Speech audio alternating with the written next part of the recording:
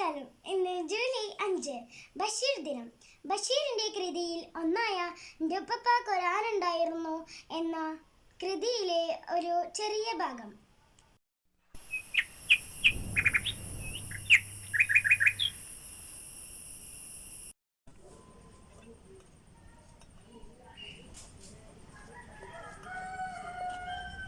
എടി കുഞ്ഞിപ്പാത്തു, മണ്ണ് കളിച്ചാൽ ഇങ്ങോട്ട് കേറിക്കാം.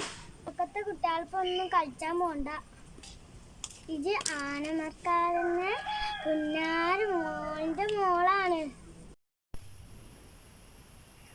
നിക്കിമ്മ, ഞാൻ കുറച്ചേരം കൂടി കളിച്ചിട്ടിപ്പോ വരാം.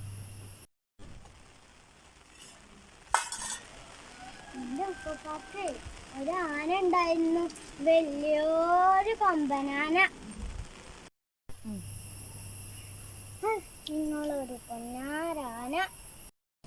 എടി കുഞ്ഞിപ്പാത്തു, എൻ്റെ വാപ്പേ ഇന്ന് പെണ്ണ് കാണാൻ വന്നത് ആ ആന പുറത്താ. ഇന്നിപ്പോ പറഞ്ഞിട്ടൊന്നും കാര്യല്ല, അതൊക്കെ ഒരു കാലം.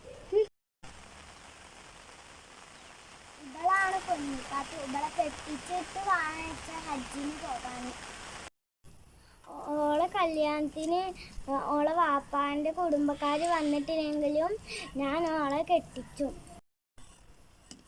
ഓളെ ആനമക്കാരന്റെ കുഞ്ഞാര മോളാണ്. ഉമ്മ, അതാണ് നമ്മളെ വാപ്പ വരുന്നത്.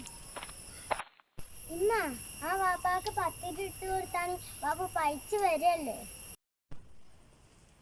ഞാനേ ആനമക്കാരന്റെ പുന്നാര മോളാ. എന്റെ ഉപ്പപ്പാക്ക് ഒരാന ഉണ്ടായിരുന്നു, വലിയ കൊമ്പനാന. ഇമ്മാന്റെ ഒരാന എപ്പോഴും കേട്ട് കേട്ട് മടുത്തിക്കണേ.